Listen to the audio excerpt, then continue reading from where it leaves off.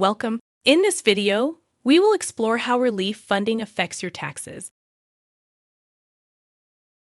The information contained here has been prepared by Civitas Strategies and is not intended to constitute legal, tax, or financial advice. The Civitas Strategies team has used reasonable efforts in collecting, preparing, and providing this information, but does not guarantee its accuracy, completeness, adequacy, or currency. The publication and distribution of this information are not intended to create, and receipt does not constitute, an attorney-client or any other advisory relationship. Reproduction of this information is expressly prohibited. Only non-commercial uses of this work are permitted. Grant funds can have an enormous impact on your business's financial well-being. Though the funding can bring financial relief, the challenge is to balance your short-term and long-term business needs and decide how to best utilize the funds. This guide will help you to better understand spending strategies and provide ways to strengthen your program, both in the near and long term from the grant funds you receive. Having a spending strategy is key to investing your grant funds effectively and properly. While the investment provides an opportunity to sustain and strengthen your business, it also needs to be spent in compliance with the funding requirements. To decide how you can best use any funding that you receive, it's best to perform a brief needs assessment for your program, covering the following 4 areas. Financial resiliency. Are there past expenses that I could use for this grant program, and do I have documentation for those expenses? What expenses have I put off because I could not afford to pay them? What are the main threats to my business's sustainability, and how can I use these funds to minimize them? Am I prepared to respond to financial emergencies? How can my spending strategy allow me to contribute to an emergency savings fund? Staffing, the engine that keeps the program running. How do I reward my staff and invest in myself so that my business can continue to operate? How can I provide ways to help staff, including sole proprietors, continue their education or receive training? Enrollment. Am I having difficulty maintaining or boosting enrollment in my program? How can I use these funds to support marketing efforts? Facility improvements, technology, or equipment. Do I need to make minor improvements to my home or center? Do I need to make minor improvements to my playground or outdoor area? Am I prepared to carry out an emergency disaster plan? Are there pieces of equipment, software, or technology that would improve my program operations? Once you've answered these questions, you will have a good idea of what areas of your business would be best to invest in and how your grant funds can be allocated to support these needs. The next section, we will discuss more information and additional questions to consider as you develop the details of your spending strategies. Before getting started with your plan, make sure you are clear about any restrictions on spending the funds that you have received. As you note which of the following investment areas are of interest, refer back to spending restrictions, and note which costs are considered to be allowable or unallowable expenses under the guidelines of your funding program. This information will be important in the next steps to crafting your spending strategy. Do you need to make up for lost revenue? Many programs have grappled with financial instability, closures, decreased enrollment, and inconsistent attendance rates, which contribute to a significant loss in revenue. Many child care business owners take out loans, dip into savings, and pause paying themselves to manage. Grant funds can support your recovery from those losses and help restore wages. Many businesses dealing with financial instability take on debt to survive. Regardless of the source of the debt, the Small Business Administration's Economic Injury Disaster Loan, referred to as EIDL, or other commercial debt, accumulated debt makes it significantly harder for your business to recover. Typically, your monthly debt payments consist of a percentage of your remaining loan principal balance. The higher this balance, the higher the interest you pay each month. This is called compound interest, meaning interest is charged on your interest over time. Prioritizing paying down this debt is a sound strategy that will help you continue to serve families and reposition your business's ability to make a profit by reducing your monthly costs. As the below image illustrates, this strategy will help free up revenue to use on other necessary expenses your program needs to operate. In addition to paying down debt, grant funds can be used to keep up with other routine payments while you get back on your feet. For example, if you are having trouble affording regular expenses such as utilities or home payments, mortgage, or rent, you may be able to use these funds to keep operations going until conditions have stabilized for you. Increased costs of existing expenses contribute to less income for you. This makes budgeting for your business a key feature of your plan for continued operations. Not planning or accounting for these new expenses and upcoming emergencies could put your business in jeopardy of permanent closure. A monthly budget may be a good place to start for a smaller operation, like a home-based child care program. Once you're comfortable with the process of budgeting, a 6-month cash flow may be the next option for tracking incoming and outgoing funds. Once you have an idea of what your budget will allow, you should consider putting aside funds for a rainy day. It's recommended that a business have 3 months' worth of expenses available in an emergency fund so that you can continue to meet your routine bills during times of financial challenges.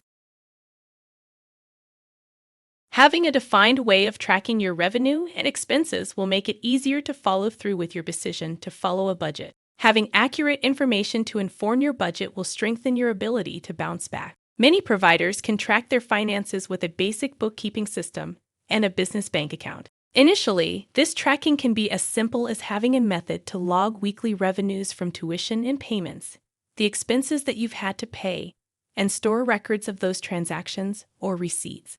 Once you have those business basics down, you may consider the use of electronic systems to track these with more ease. Online systems such as FreshBooks, QuickBooks, and Gusto can help with bookkeeping and payroll. These systems can give you real-time information on your financial outlook and help you make necessary decisions. These systems will also aid you during tax time so that you can complete an accurate tax return. Keeping good records is essential to managing your business in general. In addition to the standard accounting tools we mentioned, you need to track child and staff data, attendance rates, meals, and more. Be sure to also consider child care management systems, commonly referred to as a CCMS, for these needs. Systems such as Playground, Alliance Core, Brightwheel, Wonderschool, Procare, or Easy Care can help with billing, attendance, and more. Are you having difficulty maintaining, recruiting, or looking for ways to reward your staff? Often grant funds can be used to meet the pressing challenges that the staffing crisis has presented. Now more than ever, staffing is an integral component of the child care business model. Without the necessary staffing in place, other components of the business's ability to operate are at risk. Using grant funds for temporary pay increases and bonuses is a great way to push much-needed funding in the child care labor force. Invest in yourself as a business owner, and reward your hard-working employees if applicable. Finding ways to increase staff retention may require multiple approaches. There could be some quick actions that you can implement to aid in retention, such as offering a bonus or a temporary pay differential, pay substitutes to give your staff some additional time off, and other ways to acknowledge and reward staff. There are also longer-term approaches such as increasing your pay scale, staff benefits, paid time off, and supporting staff career development. Most, if not all, of these strategies will have budget implications. It is advised that you plan for them in your budget to understand what you can afford. The same strategies can be applied in your pursuit of attracting qualified staff. In a highly competitive employment market, you should consider using grant funds to offer a sign-on bonus for new employees and offer employee referral incentives to existing staff. The bonus can be timed and structured in a way that aids in retention for your new staff. For example, a new staff member could receive a bonus after 6 months on the job with satisfactory performance.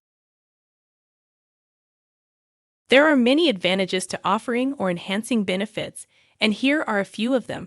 Improve staff satisfaction, which increases staff retention. Happy and healthy employees are more engaged employees. Makes the employer more competitive in a tight labor market. This is what could separate you from another program offering similar pay. Let staff know that they are valued and that you're supportive of their needs. There are different needs and considerations for employees, and they need a place of work that can meet those needs. Providing benefits does not have to be an all or nothing concept. Different benefits can be offered, with varying price points. Some may be little to no cost, some may be more significant. Even small increases can make a big difference in a tight labor market. You may be wondering where to start and what your options are. Most importantly, you want to be sure that regardless of what is being offered, your employees can see the value in the benefits, easily understand them, and access them. While this is not a complete list, here are some of the common benefits that a company can offer employees: paid time off, or TOE, health insurance, retirement, supplemental insurance, including employee assistance programs, tuition assistance and staff development, discounted or free childcare. To learn more about these offerings, you can begin by researching traditional insurance providers. You may find that your existing payroll company or other online payroll service providers like Gusto or Zenefits can provide you with certain benefits. There are also professional employer organizations, shared services networks, and other platforms for collaboration, such as your local Chamber of Commerce, may offer other ways to provide benefits for your staff or discounts to do so. Outside of offering company-sponsored health insurance, you can still support your employees on an individual basis in accessing low-cost or free health insurance through the Affordable Care Act marketplace. Ensure that employees are aware of what they may qualify for and facilitate a connection for them to work with a free healthcare navigator who can walk them through their options. Do you pay yourself? As a staff person of the child care program, you can and should pay yourself regularly. While this may be the last thing on your mind when it comes to your list of expenses, it should not be neglected and should be treated as any other payroll obligation. To determine how much you should pay yourself, you could begin by drafting a monthly budget and tracking your actual revenue and expenses to understand how much you typically take in and pay out in expenses for the month. This will allow you to see what a reasonable wage may be, noting that if you are a sole proprietor, your pay cannot exceed your revenue. Any payments to owners should be treated as you would any other pay. If you receive payments as a W-2 employee, then you would use the same documentation as you would for any paid employee. You will need to record payments to yourself, and having a business bank account can help you in this process. This will allow you to separate personal from business funds and help you track your payments. Staff benefits range from pay to benefits that impact career satisfaction. Providing opportunities to invest in your staff and advance their skills will benefit the quality of your program while possibly aiding in the retention of qualified staff. An investment in your staff can pave the way for new art, music, and reading programs, as well as new child learning techniques. These programs can also make your child care business more appealing to families and help stabilize enrollment over time. For family child care providers, scheduling time for professional development can be a challenge. You could use the additional funds to cover the cost of expenses associated with the time off or site closures for you to take professional development days or pay for the additional staff coverage you may need to attend trainings. Funds can also be used to cover any staff travel expenses or per diems associated with professional development. Are you having difficulty maintaining or boosting enrollment in your program? It may be time to rethink your marketing efforts, tools, and strategies to drive or simply maintain child enrollment. Typically, marketing efforts would be the first expense cut from the already tight operating budget for most programs. However, now that securing enrollments is more critical than ever, it is wise to consider using this funding to conduct marketing activities. Marketing for child care centers can also focus on recruitment in order to ensure classrooms are fully staffed. This could consist of designing and purchasing promotional materials such as flyers and brochures, starting or upgrading a program website, upgrading signage, offering parent incentives to enroll, and purchasing paid ads. Some no-cost activities could be done to support your enrollment, such as actively maintaining your waitlist and reaching out to those families as soon as you have an opening. Do you need to make improvements to your home or center? You may have a list of program quality or health and safety improvements that need to happen to your facility. Investing in your facility can help you meet different business goals and aid in a better overall experience for the children and adults that occupy the facility. In addition to the health and safety needs that you may adapt to, grant funds can help you finally address some of those much-needed long-term investments. Just remember that in some cases, there are restrictions on grant funding that prevent you from spending funds on certain costs. If you are planning to make improvements that include costs that are not allowed to be covered with grant funds, consider shifting funds around to free up unrestricted revenue sources. For example, assume that construction costs cannot be covered by your grant funding. However, a major part of your improvement plan includes high construction costs. Using your grant funds toward other allowable expenses can free up unrestricted revenue sources you originally used or would use for these allowable expenses. Then, your unrestricted funds can be used to cover the construction costs. Another potential use for funds is to upgrade your playground and outdoor space for safety and quality purposes. Through these improvements, you can create an area that will be more developmentally appropriate and enjoyable for the children you serve. Outdoor play spaces are often a big factor for families when choosing a program, so improved play space can also potentially impact your revenue by attracting new families as well as retaining the ones you have. Here are a few ideas to consider for upgrades to your outdoor area: play structures and equipment, rubber surfacing, pavement repair, updated fencing, additional riding toys, outdoor toys to push and pull, tunnels or structures to crawl through, upgraded water or sand play areas, materials for outdoor creative art or STEM area, updated tricycles, balance bikes, helmets or scooters, natural play space materials, children's garden, play tables, art station, additional outdoor seating or shaded areas for book reading and outdoor lessons, or an awning for outdoor waiting areas. Are there other purchases, pieces of equipment, or technology that would improve your program operations? Updating the sign-in and checkout systems used by families or caregivers. For example, an electronic system that may work with a child care operations system. Updating security systems or camera systems for the building, including classrooms and common areas. Improving technology equipment such as iPads, laptops, printers, copiers, electronic filing, bookkeeping, tuition or fee payment systems, or child care management systems, or purchasing a van or bus to facilitate transportation to and from school or other settings. You can also consider adding other physical improvements, such as new laundry machines, replacing a refrigerator, or adding an extra freezer, or any other kind of equipment that may make things more efficient and effective for your program. Are you prepared to carry out an emergency disaster plan? While most programs are required to have emergency preparedness plans, have you thought about whether you have the necessary resources, equipment, and materials to effectively carry out your emergency plan? Here are a few ideas to consider in executing your risk management plan. Establishing or contributing to an emergency fund to cover expenses associated with emergencies, such as insurance deductibles, emergency supplies, including portable kits for evacuations and 72-hour supply kits for sheltering in place, and text messaging services or parent communication, apps to be used for emergency notifications. Now that you have selected investment areas that you would like to prioritize, refer to the list you created where you recorded which costs are allowable for coverage with your grant funds. If the investment areas you selected have costs that are allowable, you are all set. However, what do you do if there are costs in your selected investment area that cannot be covered with your grant funds? In this case, determine if there are opportunities to reallocate funding sources to cover allowable costs with grant funds and unallowable costs with unrestricted funds.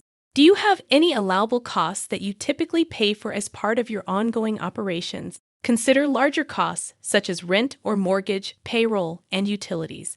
Do you already have another source of funding to cover these expenses?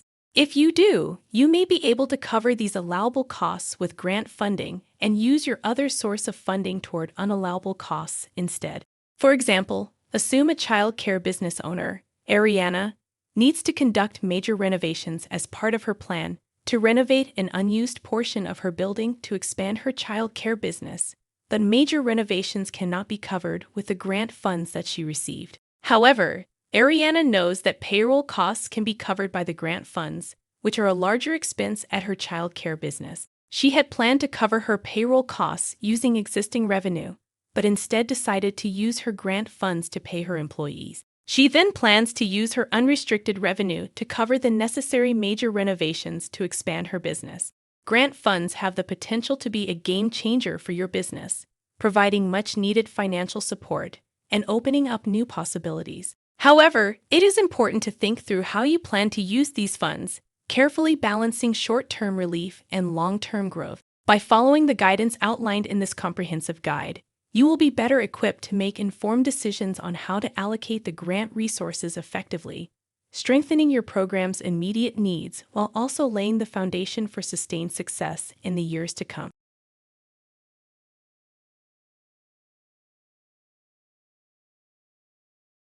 And be sure to visit our YouTube channel for more valuable resources to support you and your business.